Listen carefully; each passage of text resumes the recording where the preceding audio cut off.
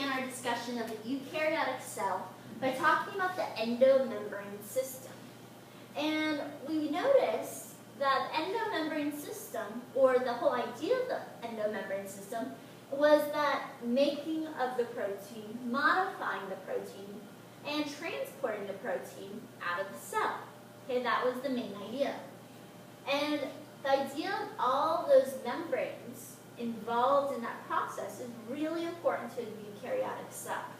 When we think of a eukaryotic cell, we should remember that this is a very complex cell. And that's because it has all of those internal membranes.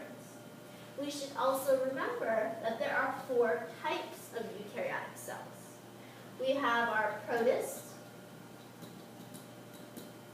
our fungi, and our plants and animals. All right. So with our eukaryotic cells, remember that these have the true nucleus inside of them, where all the DNA is contained. And they have those complex internal membranes. And the membranes are used to create compartments within the cell. So these compartments, otherwise known as organelles, are very specific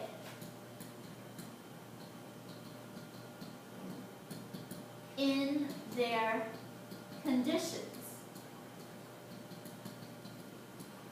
What I mean is that within each individual organelle, we have a very specific chemistry, a very specific pH, a very specific salinity. And those things will allow them to perform very specific functions.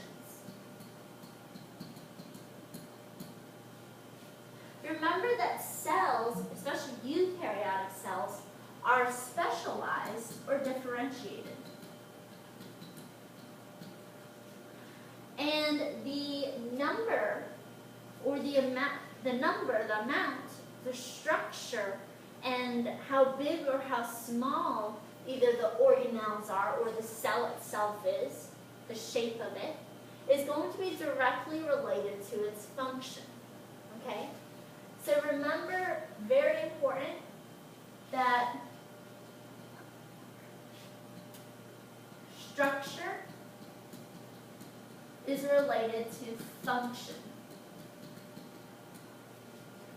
And that differentiation of the organelles and of the cell, all of these things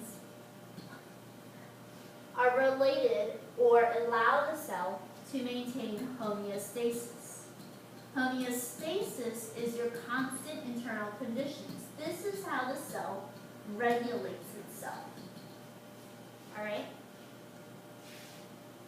And so we're going to look today at some different structures of a eukaryotic cell, other organelles. And how are these organelles compartments that are specialized, that allow for this differentiation, that allow for this regulation of the cell or of the organism. The first organism we'll look at is actually going to be our protist. This protist specifically lives in a water environment. The reason why I know that it lives in a water environment is because it has a contractile vacuole. Okay? And actually has a couple of other vacuoles as well. Let's remember that a vacuole is just a storage unit made out of membranes. The ER can make some storage, could make some membranes. Now, the reason why I said I know that it lives in a watery environment, or even a freshwater environment, is because it has a contractile vacuole. The contractile vacuole is special, or specialized, because it allows the organism to actually pump out water. Now, why would it want to pump out water? Well, if it lives in a freshwater environment, you have a high concentration of water on the outside of the cell, the low concentration of water inside the cell, so water is going to continue to rush in.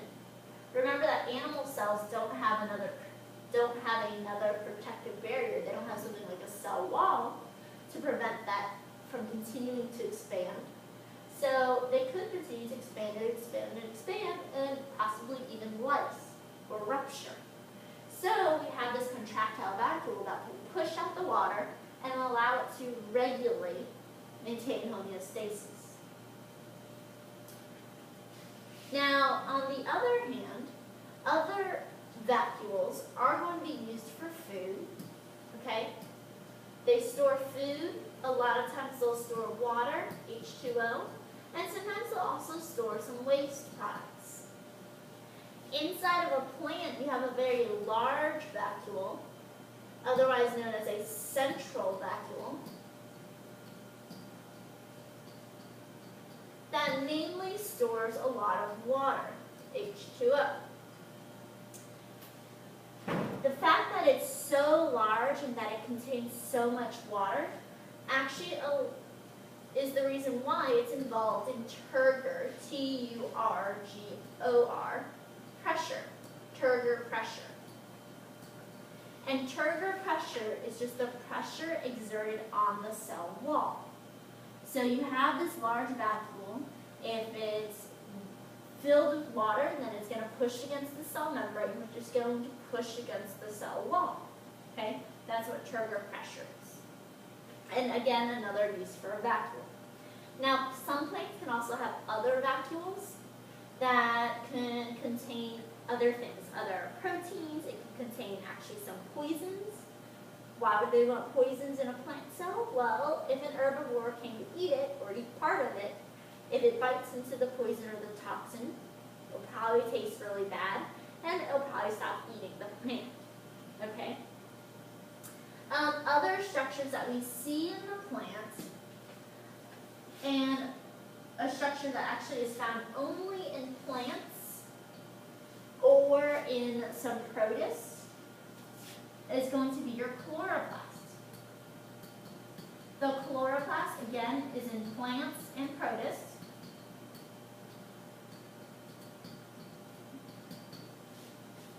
Plants and protists is actually going to convert solar energy, sunlight, into chemical energy, which is glucose, C6H12O6. Inside of the chloroplast, we have many stacks inside of there. Those stacks actually increase the surface area. And when you have an increase of surface area, then you have more space to work. So you actually increase the reactions that can occur, RXN. More surface area, more space to work. And that's what's special about the chloroplast. Again, the idea of structure relating to the function of the cell. Now, another structure that is found in all eukaryotic cells, has a lot of folds inside of it, is the mitochondria. The mitochondria also have a lot of surface area because of the folds, the infolding of the membrane, and that's going to allow it to perform more reactions as well. Remember that the mitochondria is going to convert chemical energy, or better known as glucose, C6H12O6, from the foods that we eat or for the foods that we make in terms of a plant, and we'll convert that to a usable form, of energy known as ATP. Okay? So here we have the chloroplast specific to plants and protists. We have mitochondria that are found in all 4 of our eukaryotic cells. Both of these organelles are very specific in the fact that they are made up of actually 2 membranes. Both of them are made up of 2 membranes. The chloroplasts are going to convert solar energy into chemical energy, so into food for the plant. And the mitochondria is going to take that food and convert it into energy that the cells can use. And the energy that the cells can use is ATP, adenosine triphosphate. Keeping in mind that the energy of this molecule is found between the bonds of those phosphate groups. So we'll talk more about that later on. What I want to do is to continue talking about some other structures found in eukaryotic cells. Some other structures are actually going to be types of vacuoles. So there's actually more types of vacuoles that we want to talk about.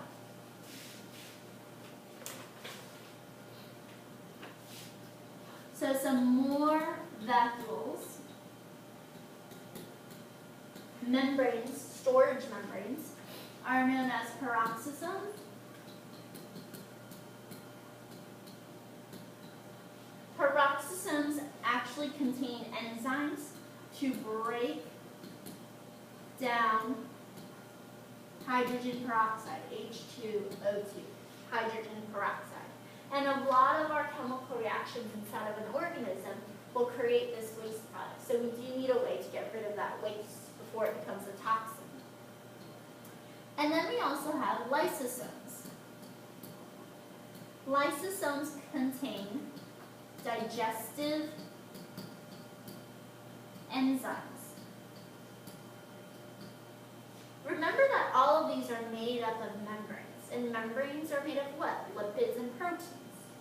So an interesting thing to know is that for lysosomes, these digestive enzymes that are inside of the lysosome right here actually usually work better in a very acidic environment. But those lipids and proteins actually aren't denatured. So there's actually some interning of those proteins, some chemistry that's going on that actually protects the proteins from being denatured. So when we're looking at this, here we have that rough ER. The rough ER can make some vesicles, which are small membrane-bound sacs. And the goal is you can actually make some larger vacuoles like our lysosomes, okay? Some things that we want to know, an example of a lysosome, or a cell that contains many lysosomes, that digested material, would be like our white blood cells. We have macrophages inside of our body that actually engulf bacteria and other things that are trying to infect our cells. And they'll do this through a process called phagocytosis. On the other hand, we have something called apoptosis, looks like apoptosis, where lysosomes are released to break down the actual cell. And this can actually happen with a little tadpole and its little tail. Well, the lysosome will attach to the cells, connect to the cells that it needs to break down. Here you see it attaching here, and release the digestive enzymes within the cell to actually break the cell. So apoptosis is actually called cell suicide, and it's actually a way for us to regulate the division of cells. And this is how a little tadpole could lose its tail. Other things you want to notice here, phagocytosis, we're taking in food. Lysosome must come to digest that food. We also have pinocytosis, which is taking in water. But then in that case, we don't really need the lysosome, okay? So lysosomes are involved also in digestion.